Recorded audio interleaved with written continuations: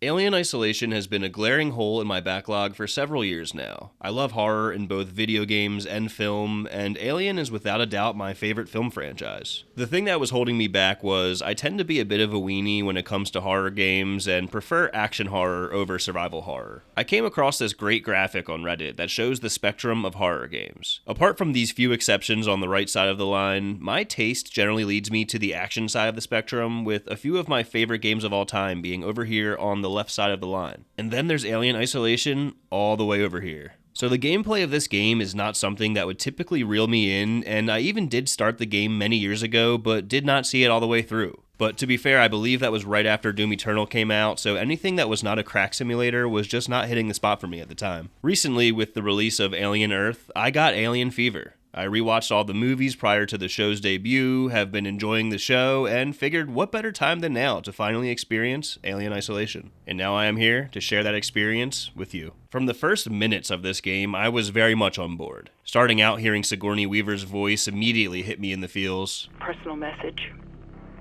This is for my daughter. And I love that the game carries over one of the strongest themes from the first 4 Alien films. That is motherhood, and specifically Ripley's desire to be a mother. You see that in the director's cut of Aliens with the devastating reveal that Ripley missed the life of her daughter while in cryosleep, and her relationship with Newt. You see that in the despair that envelops Alien 3, given the unforgivable way that movie starts and the despicable way that Ripley becomes a sort of mother in that movie. You even see it in the emotion in Ripley's face at the end of Alien Resurrection, with her given a twisted version of motherhood that she has no choice but to reject. What the game does to build upon this is showing that same desire, but from the child's perspective. We play as Ellen Ripley's daughter, Amanda, the same Amanda we saw in the deleted scene from Aliens. And just like how Sigourney Weaver's character wishes she had nothing more than a chance to be with her daughter, Amanda will do anything for a chance to find her mother, or at least find closure by accepting this mission to acquire the flight recorder from the Nostromo, where the events of the first film took place. This introduction to the game tells me that the developers have an understanding and respect for the source material, and that immediately gives me respect for the story they're about to tell. Now, I'll be honest, the story is not what ends up driving the experience of Alien Isolation, but I love the way that the events of this game are put into motion. What does drive the experience of this game is survival. Survival in the face of hostile humans,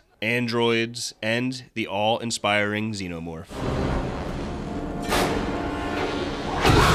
Amanda's ability to survive is a beautiful way to convince me that this is Ellen Ripley's daughter, and I love her moments of being an alpha, just like her mother. We'll talk about that later, Waits. You protect them while I'm gone, understood? All we can do now is kill that fucker. How you survive is up to you, given the many options the game gives you. While you may be trapped on a space station, you are given freedom. You can sneak around without using anything except your motion tracker, you can use distraction items like the noisemaker and flare, or you can be aggressive with the offensive throwables like the EMP mine, Molotov cocktail, and pipe bomb, or go in guns blazing with the revolver, shotgun, or bolt gun. The beauty and challenge in this freedom of choice is that every action has an equal and opposite reaction. If you use flares too much, the Xenomorph will learn to ignore them. If you fire a gun, you can take down humans easily, but the Xenomorph will come running to the shots. Being forced to learn to choose your battles and finding the right balance of what items to use and when is a big part of what makes this game work so well. But what puts this game over the top is the atmosphere. First off, walking through areas with the same design style as the Nostromo from the original movie is a dream come true for a fan of the franchise. And even when the game has to become its own thing and design areas that don't come straight out of the source material, they knock it out of the park. There are nice details like gum stuck to the bottom of a desk that makes the world feel lived in, and posters around the space station that make the world feel fleshed out. I love the inclusion of this poster here that gives reason as to why there's conveniently motion trackers laying around on the space station, and also this recorded message playing that explains why the androids, or working Joes as they're called, don't look like humans like they do in the movies, while also feeling like a nod to Ellen Ripley's distrust of androids. For your comfort and reassurance, our working Joe synthetics are designed to be instantly recognizable. Surveys have shown that consumers are often uncomfortable dealing with advanced human real androids. And just like your mother, you should not trust the androids either. Sometimes they are friendly, and sometimes they are certainly not. They walk slow but are relentless, even following me into the elevator here where I thought I was in the clear but instead locked myself in with it. Their presence adds to the atmosphere, with their eyes creepily following you as you walk by, even when they're not hostile, which is so unsettling. Sometimes it's just their eyes that you can see cutting through the dark, like in this reactor area, which was definitely a highlight of the game for me. Having to hack terminals while knowing androids are approaching from all directions was so thrilling, and the visuals in this place were incredible. With the reactors just giving us jolts of light to work with, it looks so good. The lighting in this game is such an achievement. Lighting comes in many different forms and colors, which keeps the game visually interesting. Some areas are unsettlingly dark, while others are filled with flashing lights as alarms are sounding that look great as they magnify the sense of panic while also harkening back to the original film. And sometimes, instead of lights, it's fire that lights your way. The lighting is incredible, but the aspect of the atmosphere that is most impactful is the sound design. Hearing random noises in the distance will be messing with you and having you on edge, wondering if that's the sound of the Xenomorph. You do learn as the game goes on to discern what sounds are actually the Xenomorph or not, and that in itself is an amazing part of the immersion this game provides. Hearing the sound of the Xenomorph scurrying through vents provides an inescapable sense of dread, but you learn to take what the Xenomorph gives you. If I hear them in the vents, yes, it's uncomfortable, but now I know it's not waiting around this corner. In addition to the sounds of the Xenomorph, when the music ramps up, it is sure to get your heart racing.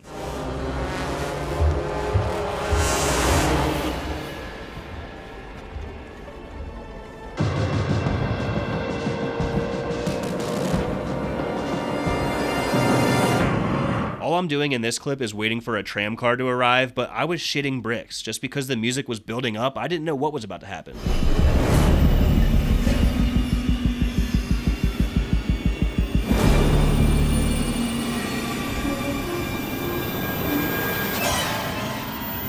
It is well known that this game is a masterclass in atmospheric psychological horror, but I do have to compliment the jump scares as well, which hit so hard as they cut into that overall slow burn horror. This jump scare here, I swear my heart stopped. Fair warning, I'm turning the volume up for this one.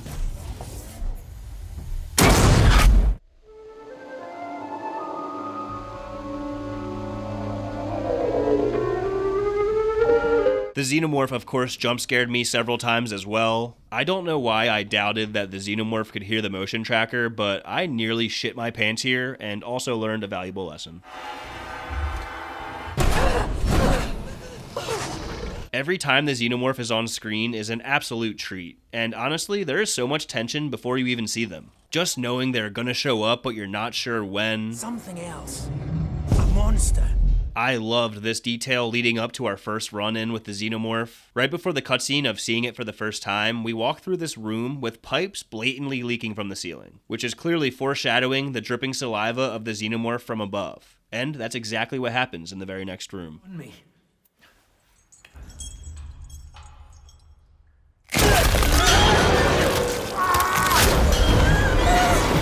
One of the most palpable things about this game is coming face to face with the Xenomorph early on, and I swear in that moment, despite having all of these survival tools in the game, I froze up and my brain stopped working. Just hoping maybe if I stand still it won't see me, I guess. It's the mystique of the perfect organism that freezes you in your tracks. This had me thinking about people dying in the movies, and when I'm sitting on my couch shoveling popcorn into my face, it's so easy to be like, what a fucking idiot, how could you just stand there? And then in this game, you experience it for yourself, and it really just struck me like, man, I get it now. That is an incredible degree of immersion, causing my brain to short circuit as if there really was the imposing Xenomorph standing in front of me. Seeing the Xenomorph is just awesome. I love the moments when you can only see its tail, not knowing what it's looking at or what it's thinking. It's so nerve-wracking. And seeing its saliva drip from the ceiling vents is just one of the coolest game mechanics I have ever seen. If you slip up, you're pretty much defenseless against the Xenomorph for a decent chunk of the game, which, like I mentioned, is not my favorite type of gameplay, as I like to be able to fight back.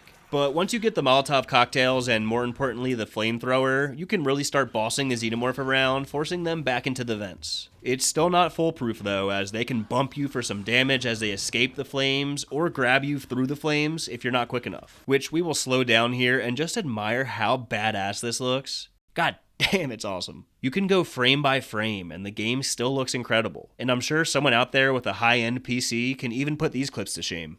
Eventually, we also encounter facehuggers who we can also dominate with the flamethrower, but their presence was such a nice surprise for me. I had no idea they were in the game, so I was pumped the first time one made my face pregnant. Even with the gift of fire making you a force to be reckoned with, the game does a good job of upping the difficulty as you progress. For example, the Working Joe androids who you could easily take down with a stun baton or EMP mine eventually get replaced with stronger androids wearing a rubber suit who cannot be stunned, thus dissolving the confidence and comfort zone we've built up towards those enemies. And then near the end of the game, we are faced with 2 Xenomorphs at the same time. This was only one room we had to deal with this in, if I'm not mistaken, so not much of a game changer, but my hands were full with 1 Xenomorph, so I wasn't too upset about that, and maybe this is more so them building up to what's to come in the second game. While I can justify the lackluster implementation of multiple Xenomorphs, I do have some complaints about the game. First off, the pacing I think could have been better. This may have partially been a me problem as I was crouch walking everywhere for so long before realizing I can stand up and walk a lot of the time. This game took me way longer to complete than it's supposed to, so maybe that's on me. But I did find the game to get a little bit stale at one point.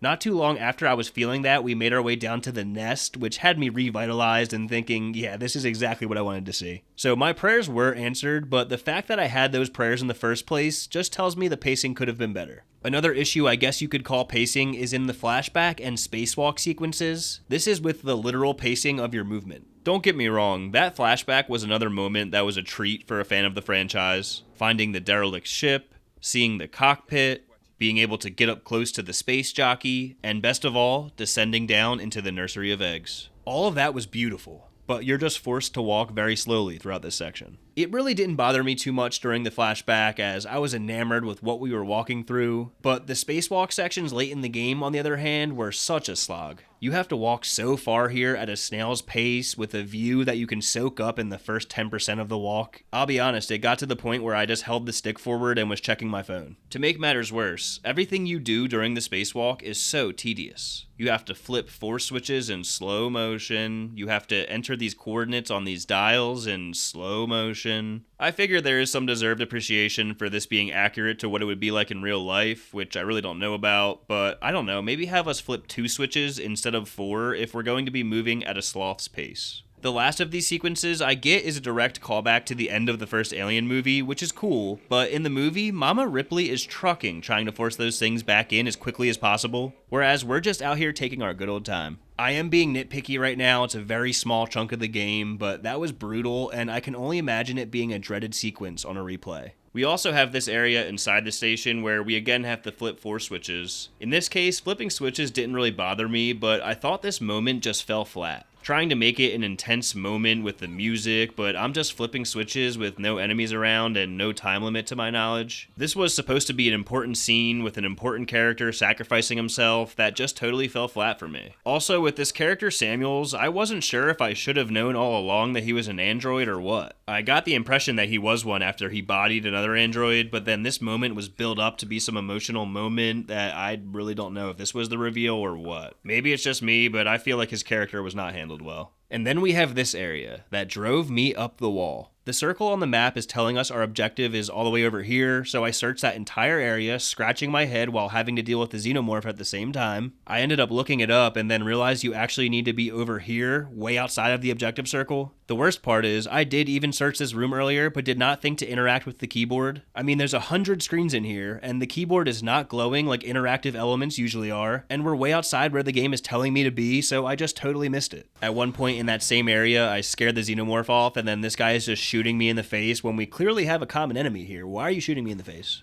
I was really going through it here. And then I finally made it to the door and got caught by a facehugger and had to do it all over again. And then my dumbass did it again thinking the facehugger wouldn't aggro until I walked through the door, and it got me a second time. That one's definitely on me, but I was so mad. The map did have me confused a couple other times with the objective marker being shown on all floors while you have 4 floors on top of each other. That was really it though. Only a few times did the map annoy me. It was not a consistent issue for me. Alright, enough complaining. Let's put a bow on this. Like I mentioned at the top of the video, this style of game is one that is not really in my wheelhouse, and is a game that I probably would not have played if it did not have the Alien name attached to it. I gotta come clean that early on in the game I changed the difficulty from hard to normal because I did not want to get frustrated, but at a certain point in the game I was overloaded on materials and decided it was time to put it back on hard. And that does seem to be the best way to get the true experience as the devs intended. Despite my few complaints, Alien Isolation is an incredible game. The gameplay provides several options for any encounter and boasts brilliant enemy AI to keep gameplay engaging and that you can manipulate in creative ways, like using the Xenomorph or working Joes to take out human enemies for you. The atmosphere is absolutely top-notch between the visuals and sound design. There's tension in every moment, with even menial tasks adding tension, as they operate very slowly and leave you vulnerable in the process. Last but not least, the game provides an experience that respects and builds upon previous entries in the Alien franchise. The world feels true to the original 1979 masterpiece, with the set pieces and technology you interact with, while also adding its own flair. There are audio logs from characters from the original film with not only Ellen Ripley, but also Ash and Dallas. The game even ends like half of the movies do, with a fake out ending and then one more encounter with the Xenomorph, and that brought a smile to my face. If I'm not mistaken, Alien Isolation is even canon, which is really all I should have to say to validate its legitimacy. If you're watching the Alien Earth TV show, I do believe I saw a character in the show use a plasma torch like we do in the game, which had me like,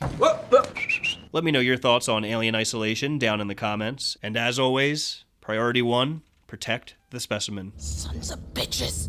You are separate, yet you are connected. It will not be long until you are reunited.